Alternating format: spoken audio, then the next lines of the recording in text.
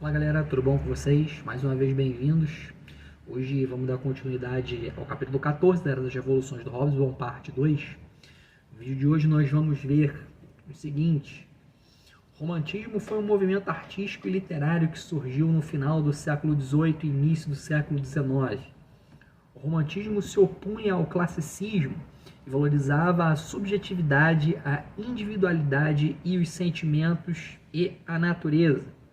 O romantismo também se caracterizava por sua crítica à sociedade burguesa, que era vista como corrupta e artificial. O romantismo também teve um grande impacto na arte, literatura, música e filosofia. Para você que caiu aqui de paraquedas, eu estou fazendo um resumo da Era das Revoluções do Eric Hobsbawm, um livro muito importante, e tudo quanto é que edital que cai em concurso, vestibular, pretendo fazer um resumo da coleção inteira. Assim espero conseguir. Se você não veio aqui por conta do livro, veio pelo anúncio, pela thumbnail, pelos temas que eu acabei de dizer aqui, espero que o conteúdo consiga atender a sua necessidade, te dê uma moral. E se você veio por conta do resumo do livro, está acompanhando, playlist aqui no canal, caso tenha perdido algum, ou caso esteja interessado em começar do zero, tem algum capítulo específico, enfim, vou deixar aí para poder acessar. O resumo está aqui no computador, vou ler o resumo, trocar uma ideia com vocês sobre o conteúdo resumido. Tranquilidade? Sem mais enrolações, deixa eu começar aqui a leitura da parte 2, falando bastante sobre o romantismo. No final do século XVIII e início do século XIX, surge um movimento artístico e literário conhecido como romantismo, cujas origens militantes e conscientes ocorreram na Grã-Bretanha, França e Alemanha por volta de 1800. O romantismo, caracterizado por sua dificuldade de definição formal, desafiou o classicismo e se manifestou em diversas formas artísticas. Victor Hugo viu o romantismo como uma fusão com a natureza, enquanto Charles Nodier o descrevia como um refúgio para os sentimentos não convencionais. Novalis buscava dar um sentimento maior. Dois erros logo no primeiro parágrafo é complicado. Novalis buscava dar um sentido maior ao habitual, e Hegel destacava a existência livre e concreta do objeto artístico como essência romântica. Embora as descrições dos românticos sobre seus objetivos sejam firmes, carecem frequentemente de conteúdo racional. O romantismo, que floresceu principalmente durante a Revolução Francesa e a Era Revolucionária de 1830 a 48, teve influência em várias artes na Europa. Apesar de escapar de uma classificação precisa e apresentar dificuldades na definição, o romantismo era reconhecido e existia como uma tendência marcante. Bom, galera, lá no final do século XVIII, início do XIX, rolou um movimento artístico e literário chamado romantismo. Isso começou na Grã-Bretanha, França e Alemanha, mais ou menos em 1800 mesmo, O romantismo era uma parada meio rebelde, Não tinha uma definição certa. Ele desafiava o jeito clássico das artes, E acho que esse era o grande tchan do romantismo.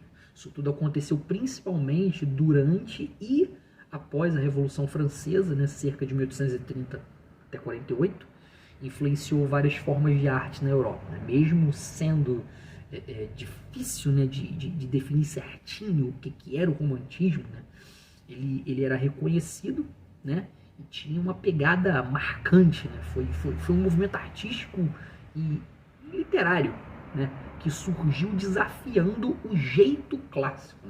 E teve um impacto assim gigante nas artes europeias. O movimento romântico se opunha ao termo médio e era considerado um credo extremista. Seus defensores eram encontrados tanto na extrema esquerda quanto na extrema direita, evitando os moderados e liberais ingleses do centro racionalista. O romantismo, apesar de suas várias interpretações, combatia o termo médio e se destacava como um credo extremista, envolvendo artistas e pensadores em posições extremas. Embora não esteja claro quais eram exatamente os propósitos do romantismo, o movimento romântico influenciou várias áreas artísticas e, apesar de suas várias interpretações, destacava-se como uma tendência marcante.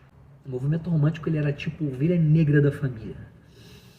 Com ele não tinha esse lance de meio termo. Era considerado meio radical. Tinha gente que curtia isso tanto na esquerda quanto na direita.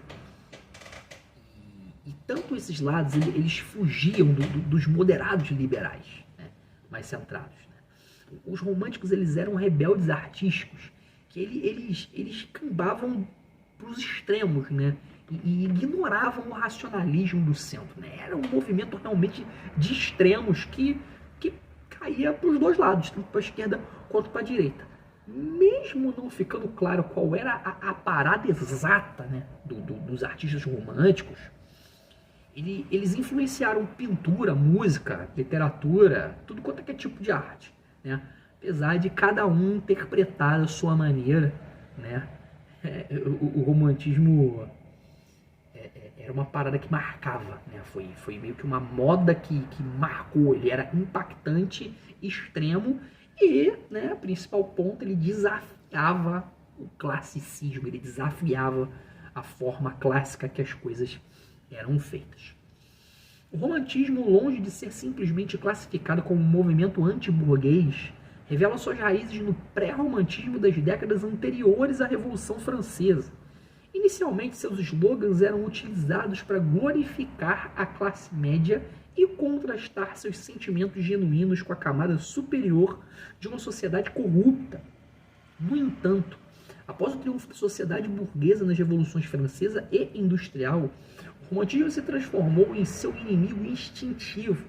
Sua revolta apaixonada e profunda contra a sociedade burguesa pode ser atribuída aos interesses egoístas dos socialmente deslocados e dos artistas profissionais. O romantismo basicamente não é só um movimento que não gostava da galera burguesa. Ele vem diante da Revolução Francesa, né? No começo eles usavam os lemas para elogiar a galera da classe média e mostrar como os sentimentos deles eram mais verdadeiros do que da nobreza, né? Da galera rica e corrupta. Mas aí, depois que a sociedade burguesa venceu na dupla revolução, o romantismo acabou virando o inimigo número 1 deles. Né? A revolta contra a sociedade burguesa veio da galera que se sentiu meio excluída socialmente, né? E dos artistas que acabaram se envolvendo na parada. O período romântico foi notável para os jovens artistas, muitos dos quais alcançaram a fama em idades precoces. Os exemplos incluem as baladas líricas, obras de homens com pouco mais de 20 anos, figuras como Byron, Shelley, Keats, Victor Hugo, Musset e Schubert, que alcançaram reconhecimento antes dos 30 anos. O ambiente natural desses artistas era a juventude, especialmente a estudantil e intelectual, refletindo no renascimento cultural e político do Quartier Latin de Paris. Quartier Latin de Paris. A revolta dos jovens românticos contra as restrições sociais, como o casamento e a carreira respeitável, era uma reação à aparente injustiça cósmica e à dominação dos burocratas filisteus. A alienação do artista, transformando-se do conceito de gênio, foi uma característica marcante da era romântica. Enquanto a função social do artista estava clara na tradição pré-revolucionária, a era romântica viu o artista reagir contra essa função, buscando expressão pessoal e originalidade. Isso contrasta com os artistas anteriores que se conformavam com os padrões estabelecidos. A galera jovem da época estava arrasando, fazendo sucesso super cedo. Os caras das baladas líricas já eram famosos com um pouco mais de 20 anos. Esses caras estavam no topo antes dos 30.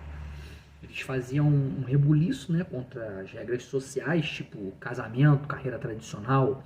Era tipo uma revolta contra a injustiça do universo e a dominação dos burocratas. Na época, os artistas não queriam seguir as regras sociais e buscavam se expressar de forma pessoal, né, de forma única.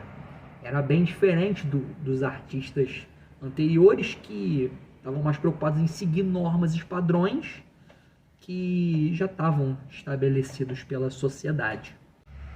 A alienação dos artistas e a busca pela genialidade foram inovações características da era romântica, em contraste com a abordagem mais utilitária e encomendada dos artistas pré-revolucionários. As construções desse período, incluindo a Madeleine, o Museu Britânico e outras estruturas, refletiam tanto o neoclássico quanto o funcional, destacando a dualidade e a tensão artística da época. Na época romântica, os artistas estavam se sentindo excluídos, né? Eles buscavam ser uma espécie de gênios, de super gênios, né? Inovando as coisas, né? Isso era bem diferente dos artistas anteriores, né? Acabei de falar isso, que eles só faziam basicamente o que era pedido, né? As construções era uma mistura de estilos antigos e práticos, mostrando essa vibe meio dividida, né? E tensa desse período. Na época abordada, os arquitetos e engenheiros, independentemente dos seus estilos, agiam como profissionais, não como gênios. Nas formas populares de arte, como a ópera na Itália e o romance na Inglaterra, compositores e escritores trabalhavam para o entretenimento, considerando a supremacia da bilheteria como natural. O desafio real enfrentado pelos artistas era a separação de uma função reconhecida, patrono ou público, deixando de lançar sua alma como uma mercadoria em um mercado incerto. Muitas vezes o artista se via isolado, criando sem garantia de aceitação. O gênio compreendido buscava ser entendido ou aceito em seus próprios termos.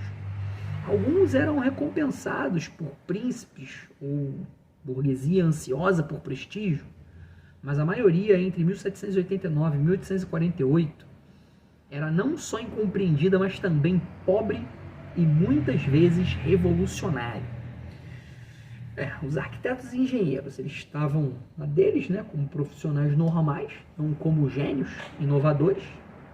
Na arte popular, ópera na Itália, né, livros na Inglaterra, os compositores e escritores estavam na correria para agradar o pessoal, porque o sucesso da bilheteria era o que realmente importava, né? O maior desafio para os artistas era se virar sem um chefe ou um público claro, né? Eles tinham que vender a sua alma em um mercado que era incerto, como diz aqui no resumo. Muitas vezes os artistas ficavam na deles, né, criando sem garantia de que alguém ia curtir. Os, entre aspas, os gênios incompreendidos queriam ser entendidos, só que do jeito deles, né? Alguns até conseguiam os patrocínios dos príncipes ou burgueses que queriam se gabar, tipo, pô, estamos dando moral para aquele cara ali. Mas a maioria, eles não só eram compreendidos, mas também ficavam pobres, né? E aí, eles acabavam entrando no modo revolucionário. A juventude e os gênios mal compreendidos geravam a reação romântica contra os burgueses, manifestada na moda de chocar e atormentar, ligação com o submundo e boemia. Contudo, isso representava apenas uma pequena parte do romantismo. Por trás do descontentamento romântico, tanto entre os jovens quanto entre mulheres artistas, havia uma insatisfação mais ampla em relação à sociedade emergente após a Revolução. Os jovens e aqueles que eram considerados gênios, né, entre aspas, eles se sentiam incompreendidos. Aí, para dar o troco nos burgueses, eles começaram a fazer tipo umas paradas chocantes, né? Moda diferente, bagunça, se envolver com um lado meio dark, né? Da vida, né? Submundo, boemia e afins. Mas isso era só uma parte pequena do romantismo, né? Por trás desse rebuliço todo, tanto os jovens quanto as mulheres artistas, né? Eles estavam bolados com a sociedade que estava surgindo depois da Revolução, tinha uma insatisfação geral que estava rolando, né? Tipo, a revolta ia além da rebeldia superficial. Era um descontentamento mais profundo com o jeito com que as coisas estavam indo. Os românticos do século XVIII não eram conhecidos por sua análise social, desconfiando do raciocínio mecânico e materialista representado por figuras como Newton. Apesar de não realizar uma crítica direta à sociedade burguesa, desenvolveram uma crítica envolta na filosofia da natureza e a estrutura romântica, contribuindo para a filosofia de Hegel. A crítica romântica também emergiu nos socialistas utópicos franceses, como os seguidores de Saint-Simon e Fourier. O conceito de alienação humana e a visão de uma sociedade perfeita foram legados duradouros dessa crítica romântica, influenciando Marx. No entanto, a crítica mais eficaz à sociedade burguesa veio dos que levavam as tradições do pensamento clássico burguês às suas conclusões antiburguesas. Robert Owen e Saint-Simon, por exemplo, não eram românticos, mas seguiam o racionalismo do século XVIII e a economia política burguesa. Marx, inicialmente formado na tradição romântica alemã, tornou-se o criador do marxismo ao combinar seu pensamento com a crítica socialista francesa e a teoria arromântica da economia política inglesa, sendo esta última essencial para o seu pensamento maduro. Bom, galera, os românticos não eram muito de analisar a sociedade, né? Eles não gostavam muito daquela lógica mecânica, né, materialista que era abordada, né? Embora não tenham criticado diretamente a sociedade burguesa, eles deram uma zoada nela através dessa vibe assim mais artística. Isso influenciou o Hegel, né? O Hegel deu uma olhada nessa parada e tipo, pô, tem que prestar atenção nesse esquema aí. A crítica romântica também apareceu entre os socialistas franceses, né? Eles falavam sobre alienação humana, sonhavam com uma sociedade perfeita, ideias que acabaram influenciando Marx. Mas a crítica mais forte à sociedade burguesa veio de gente que levou as ideias burguesas clássicas até o extremo antiburguês. Isso aconteceu. Robert Owen e o Saint-Simon, eles não eram românticos, eles seguiam o racionalismo e a economia política burguesa do século XVIII. O Marx, no começo, era fã da tradição romântica alemã, criou o marxismo, juntando ideias com a crítica socialista francesa e a teoria mais pé no chão, por assim dizer, da economia política inglesa, né? O que foi essencial para o pensamento dele mais tarde, né? Para o amadurecimento do pensamento do Marx. Pontos importantes do resumo, galera. Romantismo é um movimento artístico e literário que surgiu no final do século XVIII e no início do século XIX. O romantismo é caracterizado por sua dificuldade de definição formal, desafio ao classicismo e manifestação de diversas formas artísticas. Acho que vocês deviam coçar o nariz, inclusive anotar isso aí que é muito importante. O romantismo floresceu principalmente durante a Revolução Francesa e a Era Revolucionária de 1830 a 48. O romantismo é considerado um credo extremista envolvendo artistas e pensadores em posições extremas. Outro ponto que eu acho importante anotar. O romantismo tem raízes no pré-romantismo das décadas anteriores à Revolução Francesa, mas após o triunfo da sociedade burguesa nas revoluções francesa e industrial, o romantismo se transformou em seu inimigo instintivo. O romantismo foi notável para os jovens artistas, muitos dos quais alcançaram a fama em idades precoces. A revolta dos jovens românticos contra as restrições sociais era uma reação à aparente injustiça cósmica e à dominação dos burocratas filisteus. A alienação do artista e a busca pela genialidade foram inovações características da era romântica. Galera, esse foi o resumo da parte 2 do capítulo 14 da Era das Revoluções. Espero que vocês estejam gostando. Próximo vídeo, parte 3. Vou ficando por aqui. Forte abraço. Valeu, falou. Até a próxima.